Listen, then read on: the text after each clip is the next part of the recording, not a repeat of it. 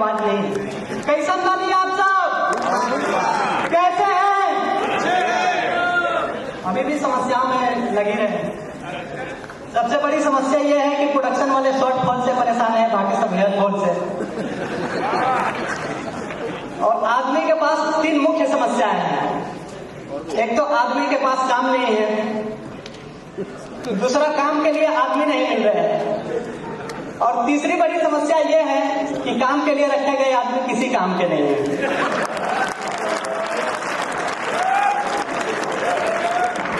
अभी भी आपकी तालियां कमजोर है। हालांकि इसमें आपका दोष नहीं है, ये भारतीय आदमी का स्वभाव ही ऐसा होता है कि वह सत्यनारायण भगवान का कथा 50वीं बार भी सुनेगा तो जब तक पंडित जी ये न बोले कि अध्याय समाप्त हुआ तब तक वह अक्षत फूल नहीं छोड़ता है।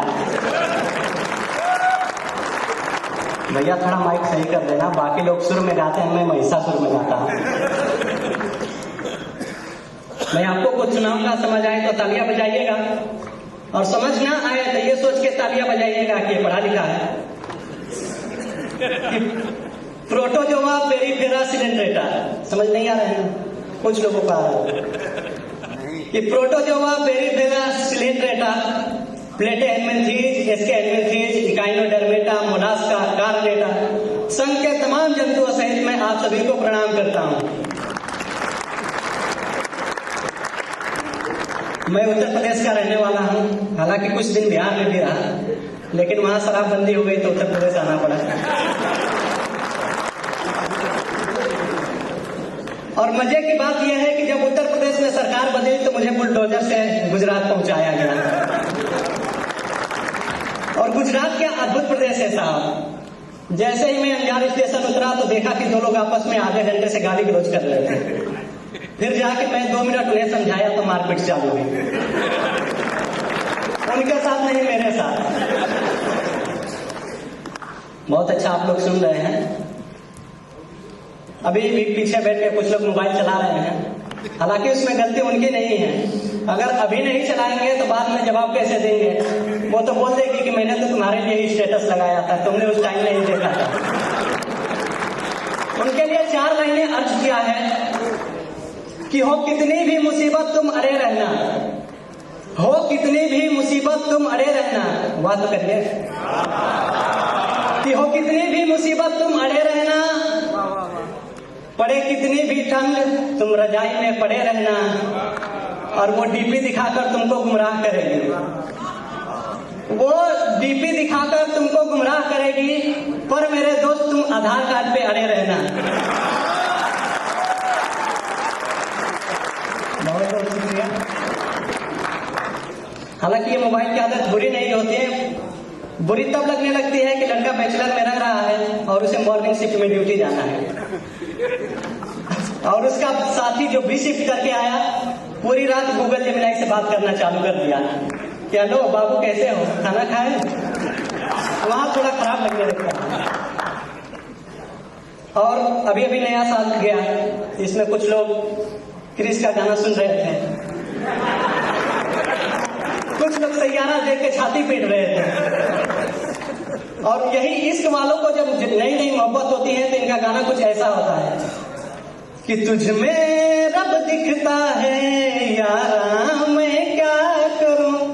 और वही मोहब्बत जब भारी पड़ने लगती है, खर्चे करवाने लगती है, तो इनका गाना बदल जाता है कि हमें तो लूट लिया मिलके हुस्न वालों ने, हमें तो लूट लिया मिलके हुस्न वालों ने, काली काली बालों ने, गोरे गोरे गालों ने। अध्याय समाप्त हुआ।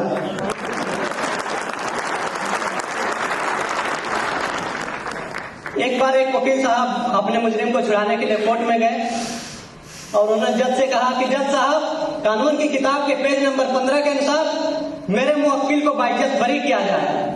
जज साहब ने बोला किताब पेश किया जाए। किताब पेश किया गया। जज साहब ने पेज नंबर 15 खोला और देखा तो उसमें 500 के 50 नोट थे। जज साहब मुस्कुराते हुए बोले वाह बहुत खूब, ऐसे ऐसे 4 सबूत और पेश किए जाएं। अभी हम लोग पिछले साल महाकुंभ में गए थे, वहां मीडिया वालों ने अलग अलग के न्यूज दिखाए। हमने देखा कि मीडिया वाले ग्लोबल से चालू होते हैं और लोकल तक आ जाते हैं। एक ही न्यूज को 3 बार कैसे पढ़ते हैं कि अंतर्राष्ट्रीय बाजार में सोना हुआ 40,000 रुपये महंगा। फिर उसी न्यूज को दूसरे तरीके से कि एनिवर्सरी के दिन सोने की अंगूठी ना देने के कारण पति ने लिखा तलाक। फिर उसी न्यूज को तीसरे तरीके से गर्लफ्रेंड ने साथ घूमने से किया इनकार क्योंकि प्रेमी ने किया था नया रिंग देने का वादा। हालांकि वहां देखा कि एक माला बेचने वाली लड़की आई थी, उसके बारे में कि उसकी आंखें ऐसी हैं वैसी।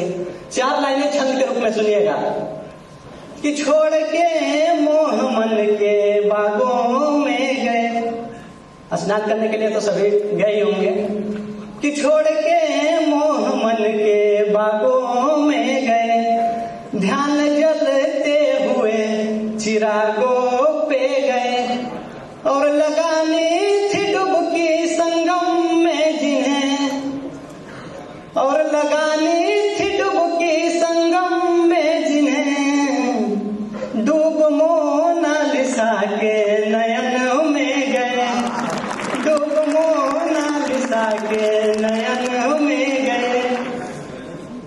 उसी टाइम हायरिंग टीम हमारे कॉलेज पहुंची हुई थी।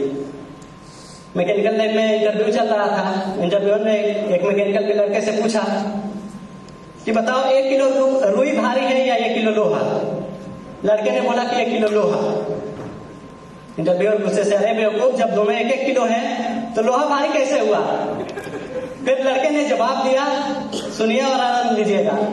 लड़के ने कहा कि 1 किलो लोहा ही भारी है, अगर विश्वास ना हो तो आप 1 किलो रुई फेंक के मारिए और मैं आपको 1 किलो लोहा। और आज वही लड़का आपको शायरी सुना रहा है। अभी क्या अद्भुत आप लोग सुन रहे हैं। इसी पे इतनी मोहब्बत आपके साइड से मिल रही है। राहत साहब ने लिखा कि हम अपनी जान के दुश्मन को जान कहते हैं, हम अपनी जान के दुश्मन को जान कहते हैं, और इसी मोहब्बत की मिट्टी को हिंदुस्तान कहते हैं। इसी मोहब्बत की मिट्टी को हिंदुस्तान कहते हैं। और ये जो सुराखे हैं हिस्से हैं साजिशों के, और ये जो सुराखे हैं हिस्से हैं साजिशों के, मगर हम इसे अपने घर का रोशनदान कहते हैं। अभी पिछले दिनों मैं अपने साथियों के साथ कच्छ का रण घूमने गया। वहां देखा कि एक तोता बेचने वाले के पास 4 तोते थे। मैंने पूछा कि दादा तोता कितने के लिए? उन्होंने बोला कि ये पहला तोता जिसे पूरा और हाइड्रोलिक्स और मैकेनिक्स याद है, 10,000 रुपये का है। दूसरा तोता जिसे पूरा वेल्डिंग प्रोसेस याद है, यह 20,000 रुपये का है। और तीसरा तोता 50,000 रुपये का है, यह इसे पूरा QMS याद है। मैंने कहा चौथा तोता, उसको साइड में रखा गया था। बोले कि 1 लाख रुपए का है, इसको कुछ नहीं आता है।